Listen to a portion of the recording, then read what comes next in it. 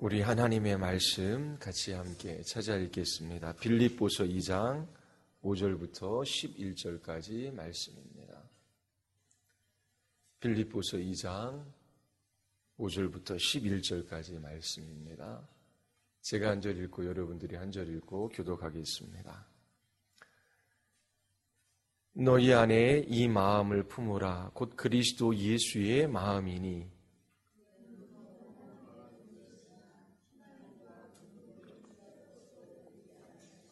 오직 자기를 비워 종의 형체를 가지사 사람들과 같이 되셨고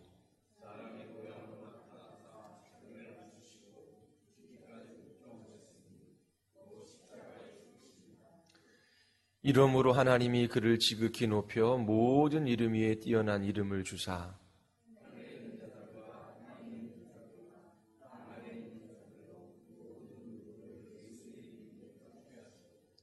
모든 입으로 예수 그리스도를 주라 시인하여 하나님 아버지께 영광을 돌리게 하셨느니라. 아멘. 기도하시겠습니다. 하나님 아버지, 고난주간 새벽에 주의 말씀 앞에 섭니다.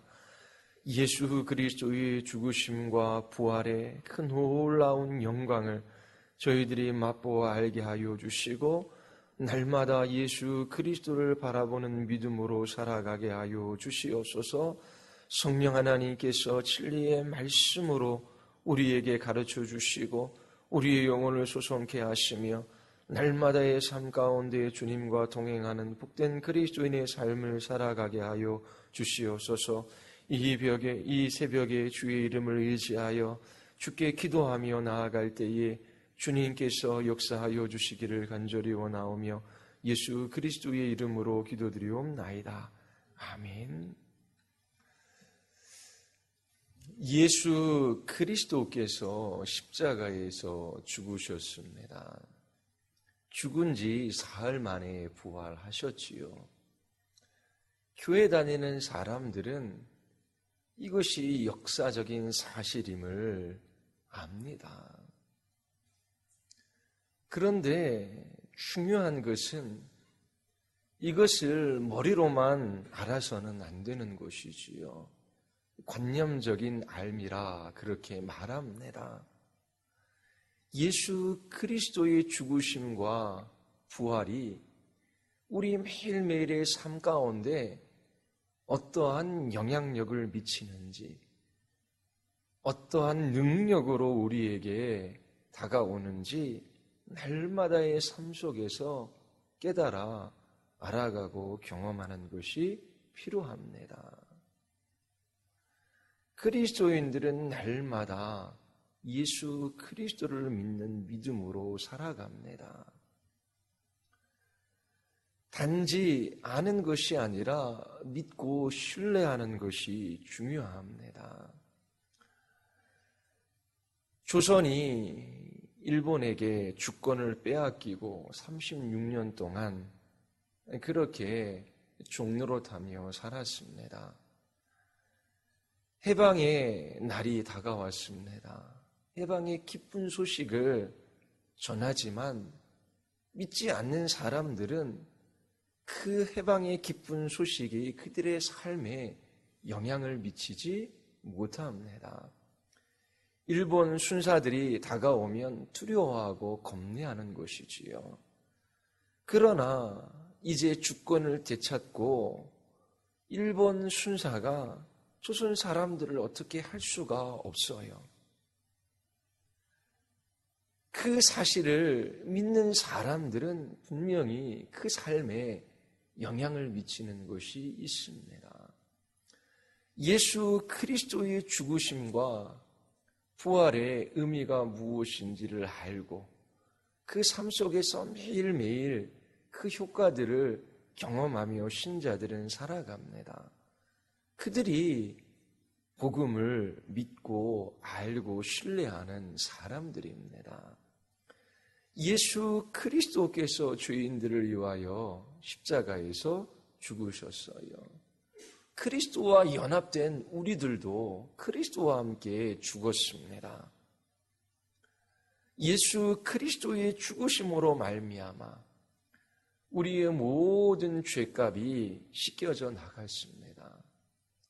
죄책에 대해 면제를 받았지요. 하나님께서 우리를 향하여 진노하시거나 심판하시거나 형벌하지 않으셔요. 하나님께서 자녀된 우리를 위하여 그 크신 능력으로 날마다 역사하십니다. 무슨 일을 만나든지 당황해하거나 놀라지 않아요. 왜냐하면 그 모든 일들을 통한 하나님의 선하신 섭리의 손길, 은혜의 손길, 사랑의 손길을 그리스도인들은 사모하기 때문이지요. 그리고 죄의 권세로부터 해방되었습니다. 그리스도와 함께 죄에 대하여 죽은 자가 된 것이지요.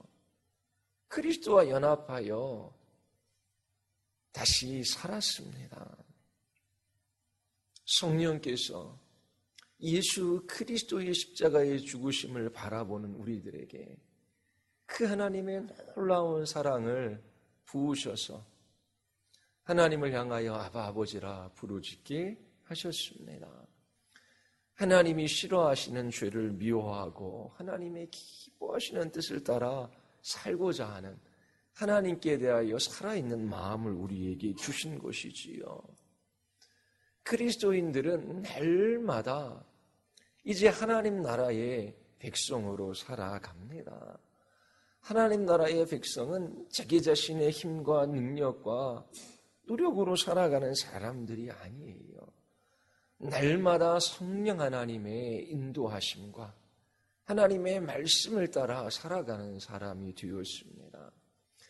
성령께서 인도하실 때에 우리를 겸손하게 하셔요. 하나님, 저는 죄인입니다. 부패하고 무능한 사람입니다. 저희 지혜와 힘과 능력으로 하나님을 기쁘시게 해드릴 수 있는 사람이 아닙니다. 하나님 무엇인가 잘하면 하나님 그것으로 인하여 은근히 자기 자신을 내세우고 사랑하는 사람이고 못하면 자기 자신에 대하여 절망하는 사람입니다. 하나님, 저는 죄인에 불과합니다. 부패한 인생이 하나님을 기쁘시게 해드릴 수 없사오니 날마다 성령 하나님께서 저를 붙들어 주시고 주장하시고 인도하여 주시옵소서. 성령께서 진리의 말씀을 깨닫게 하시고 그 약속의 말씀을 굳게 믿음으로 이 세상을 이기며 살아가게 하여 주시옵소서. 그렇게 날마다 기도하며 하나님의 말씀을 붙들고 성령 하나님의 인도하심 가운데 그리스도인들이 살아가요. 애쓰고 수고하지만 자기 자신의 수고를 자랑하지 않습니다. 왜냐하면 내가 한 것이 아니라 성령께서 역사하신 것이고 네 힘으로 한 것이 아니라 하늘에서 하나님께서 은혜 베풀어 주셔서 그 은혜의 힘으로 살아갔기 때문입니다. 하나님의 나라의 백성으로 부르셔서 그 나라의 어떠함을 드러내도록 우리를 이 세상에서 살게 하신 것이지요. 모든 삶의 자리 속에서 주님의 통치와 다스림을 받으며 그 주님의 능력을 우리의 삶 가운데 나타나게 하시기 위하여 오늘도 우리를 살아가게 하시는 것입니다. 예수님의 부활 또한 우리에게 보증해 주는 것이 있어요.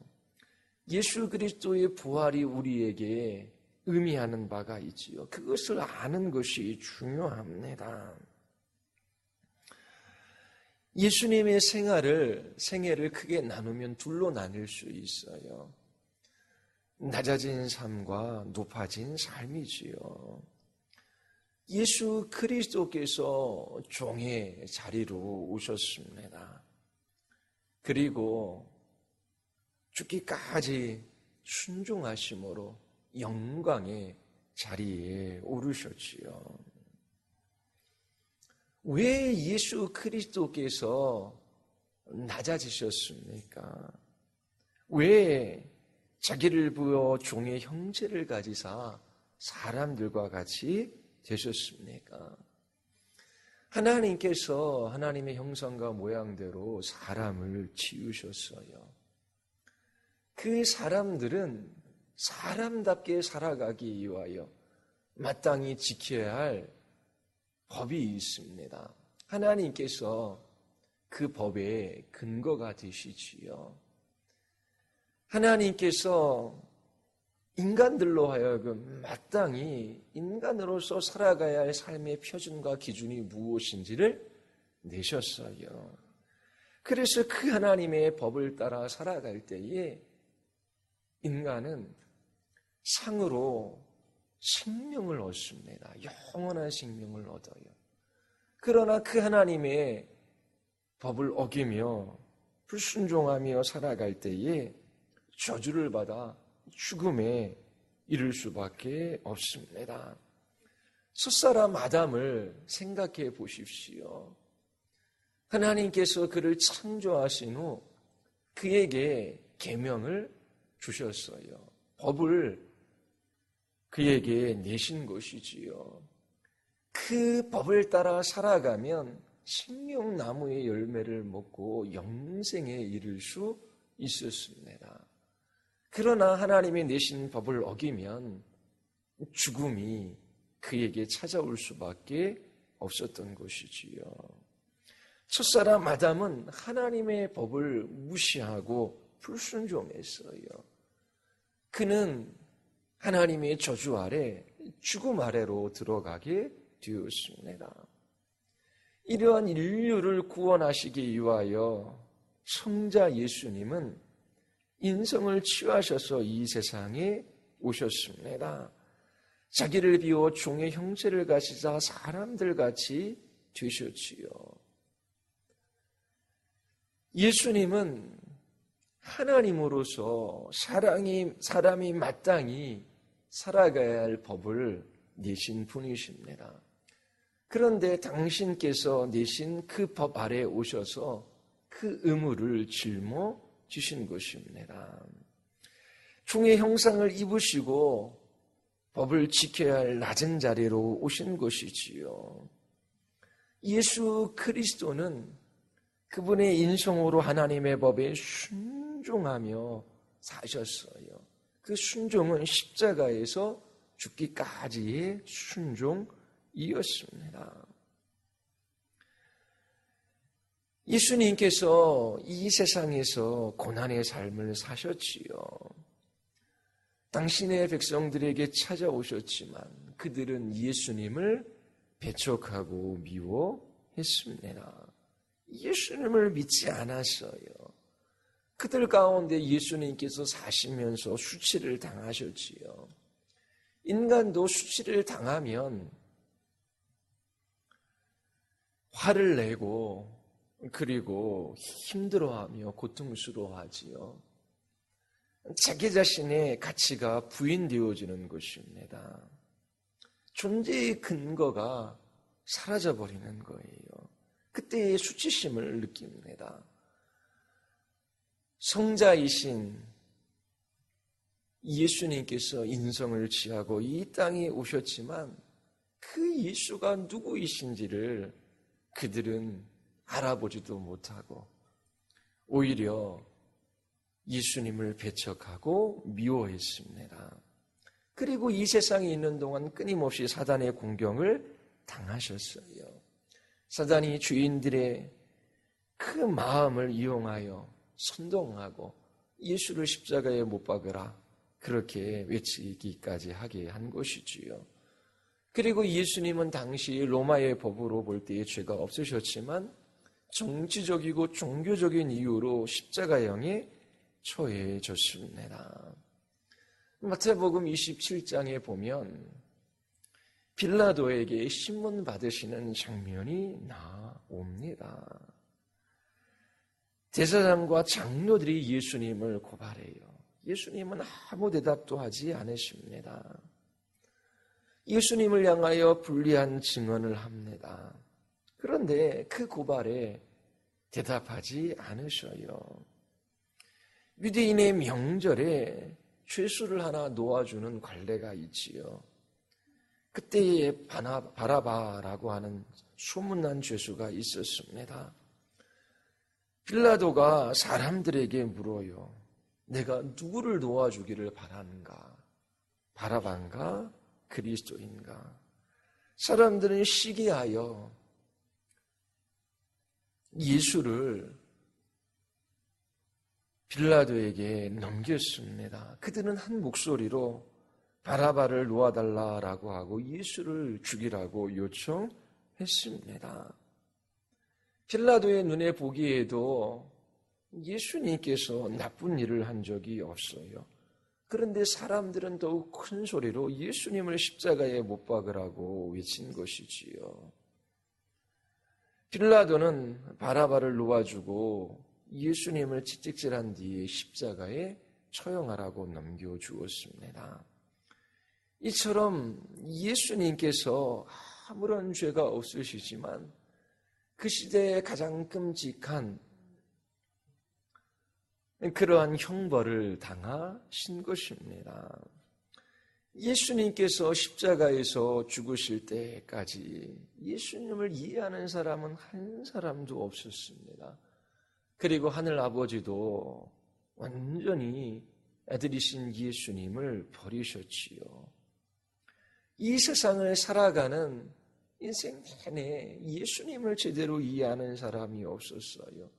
홀로 쓸쓸히 외로이 슬픔 가운데 지내셨을 뿐만 아니라 십자가상에서도 하나님 아버지의 완전한 버림을 당하신 것입니다.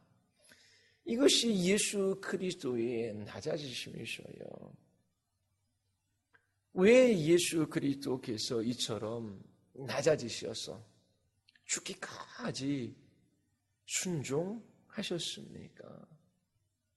바로 우리를 위해서입니다. 여기에서 끝난 것이 아니라 하나님 아버지께서 그 크신 능력과 지혜로 아들을 죽음 가운데 일으키셨어요. 성령께서 역사하셔서 부활하신 것이지요.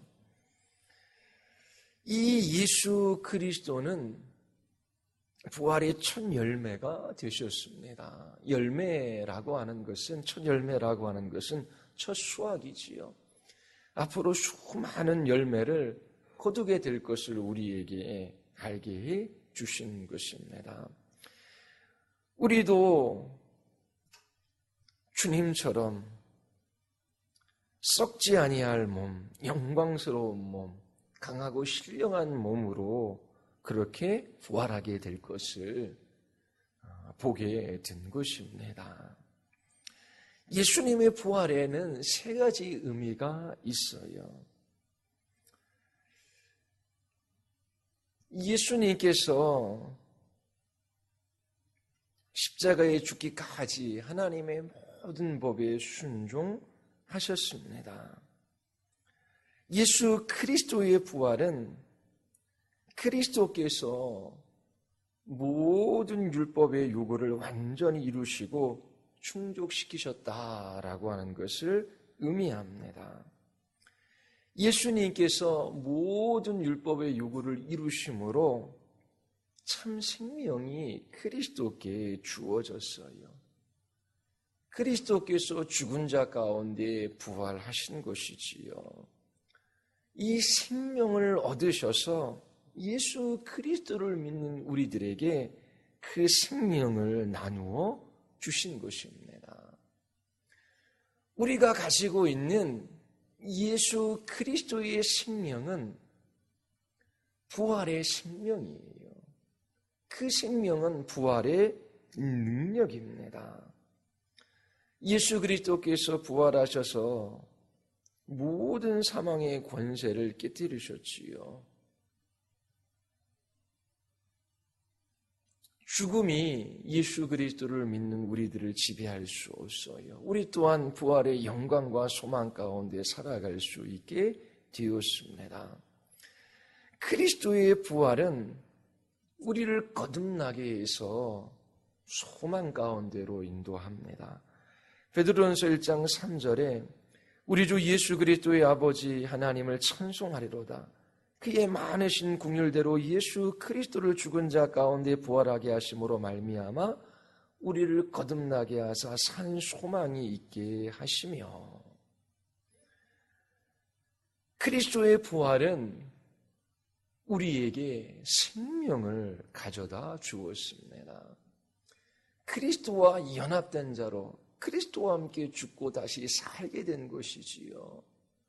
사도 바울은 이 그리스도의 부활의 생명, 이 부활의 능력을 더 깊이 알고자 그렇게 소망했습니다. 예수 그리스도를 믿는 사람들, 그분의 죽으심과 부활에 동참한 그리스도인들은 이 부활의 생명을 가진 사람들이에요. 그 생명이 비록 연약하고 그리고 썩을 육체 가운데 주어졌지요. 그러나 마침내 성령께서 우리로 하여금 완전한 육신으로 그렇게 부활체의 몸으로 입게 하심으로 그 생명의 능력을 온전히 경험하게 하시는 날이 있습니다. 비록 우리가 연약한 육체 가운데 그리스도의 생명을 가졌지만 그 생명은 부활의 생명이에요. 죽은 자를 다시 일으키시는 하나님의 능력의 부활의 생명을 우리가 소유한 것입니다. 그러면 날마다 단지 우리의 육신의 생명이 아니라 이 부활의 생명을 가진 그리스도인의 삶을 날마다 우리들은 경험하며 살아갈 수 있게 된 거예요.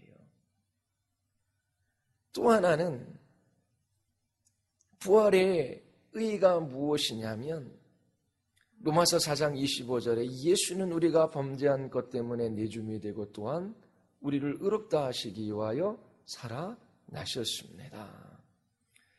예수 그리스도의 부활은 성부 하나님께로부터 예수님이 의롭다라고 하시는 것을 인정하는 사건입니다. 예수 그리스도께서 온전히 순종하시되 십자가에서 죽기까지 순종하셨어요. 하나님의 모든 의를 온전히 만족시키신 것이지요. 하나님께서는 더 이상 예수님을 무덤에 가두어 두시지 아니하시고 예수님의 의로우심을 선언하셨는데 그것이 부활 사건입니다. 그래서 부활은 예수 그리스도의 칭의입니다. 예수 그리스도께서는 죄가 없으셔요. 이 의를 얻으실 필요가 없으셔요. 그런데 왜 예수 그리스도께서 이 의를 얻으셨습니까? 바로 예수 그리스도를 믿는 우리들을 위해서이지요. 우리가 예수 그리스도를 믿을 때에 예수 그리스도의 의에 참여하게 되는 것입니다. 예수님이 얻으신 의는 우리를 위한 의예요. 그러하기에 예수 그리스도의 부활은 우리가 공로 없이 의롭다함을 받는 것을 의미합니다. 이제 우리는 예수 그리스도의 의의 옷을 입고 하나님 앞에 날마다 나아가 하나님과의 관계 속에서 친밀한 교제 속에서 살아갈 수 있게 된 것입니다. 그리고 의롭게 하신 일을 거룩하게 하시고 마침내 영화롭게 하실 것을 우리는 믿게 되었지요. 그 아들의 죽으심으로 말미암아 하나님과 화목하게 되었음즉 화목하게 된 자로서 더욱 그의 살아나심으로 말미암아 구원을 받을 것입니다. 이처럼 예수 그리스도의 부활이 우리에게 가져다 주는 그 중요한 가치와 의미는 바로 우리를 의롭다 하시는 것입니다.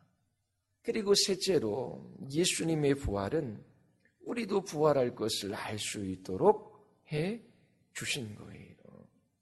부활하신 예수님께서 제자들에게 나타나셨습니다. 왜 나타나셨겠어요?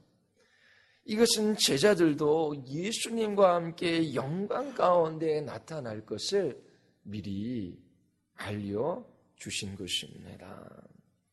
부활하신 주님을 바라볼 때 우리도 장차 그와 같은 몸을 입을 것을 확신하며 그날을 소망하며 날마다 살아갈 수 있게 된 것입니다. 예수 그리스도의 죽으심과 부활에 의의가 있어요.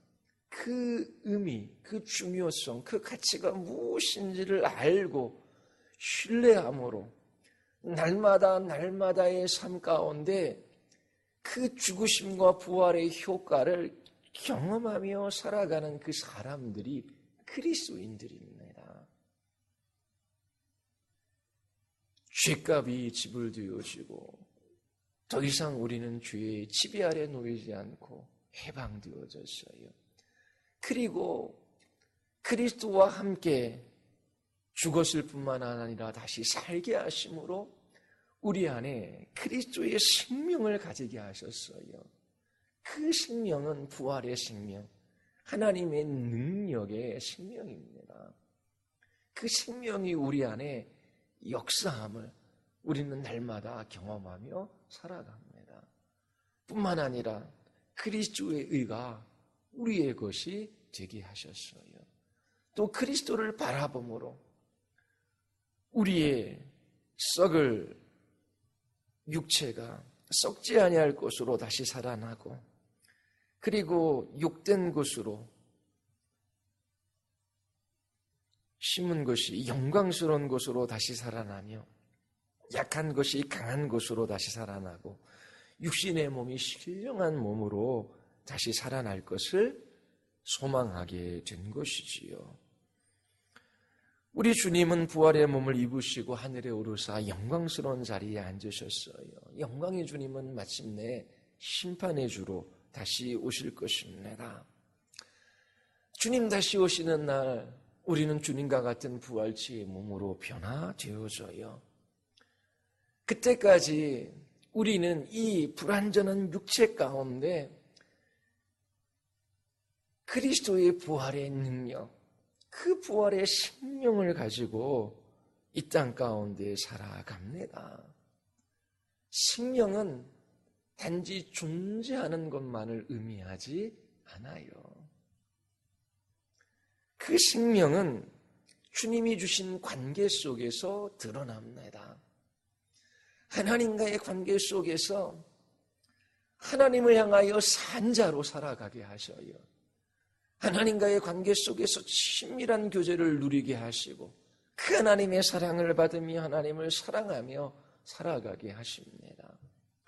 그리고 그 생명은 하나님께서 맺게 하신 그 관계 속에서 풍성한 관계들을 누리게 하셔요. 아내와 남편과의 관계 속에서 어떻게 남편과 아내 된 도리를 알고 살아가야 할지 삶의 지혜를 배우는 것도 필요해요. 그런데 그것으로 한 몸을 이루는 것이 아닙니다.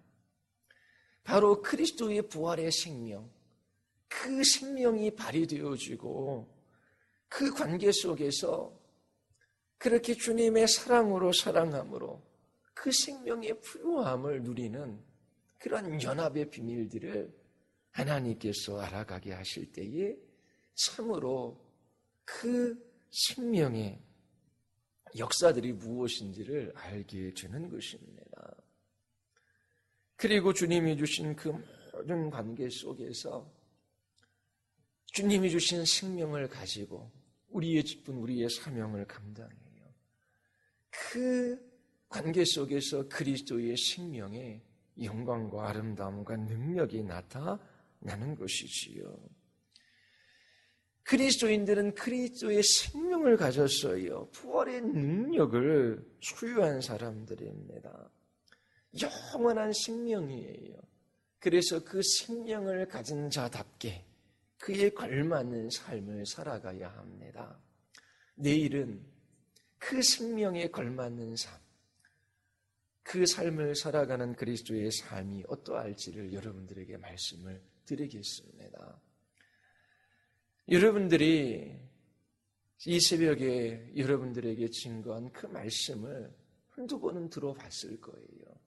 교회 다니는 사람들이 예수님이 죄인들을 위하여 십자가에서 죽으시고 부활하셔서 이것이 복음이야, 이것이 기쁜 소식이야, 날마다 들었지만 왜 그것이 기쁜 소식이고 그것이 왜 복음인지, 왜 벙어리의 혀가 노래하고 왜 절름발이의 사슴이 뜨는 것처럼 우리에게 그렇게 큰 기쁨과 그런 환희를 가져다 주는지, 그것을 실제적인 삶 가운데 그것을 믿음으로 경험하며 살아가게 하신 거예요. 여러분들이 이 고난 주간에 다시금 이 하나님의 은혜의 복음을 기억하고 여러분들이 날마다 예수 그리스도를 바라보며 예수 그리스도를 믿는 믿음으로 그 주님이 주신 생명의 역사, 그 능력들을 여러분들이 더 깊이 경험하며 알아갈 수 있게 되기를 바랍니다. 우리 같이 한번 우리 기도하시겠습니다. 우리 이 시간 기도할 때에 예수 그리스도를 믿는 사람과 믿지 않는 사람이 결코 같을 수가 없습니다. 세상 사람들 눈에 보이기에 우리가 가진 것도 없고 자랑할 것도 없고 이 세상 사람들에게 무엇인가 내세울 것도 없을 것처럼 보여요. 그러나 그렇지 않습니다. 하나님께서 그 크신 능력으로 자녀인 우리를 위하셔요. 놀래거나 겁내거나 두려울 것이 없습니다.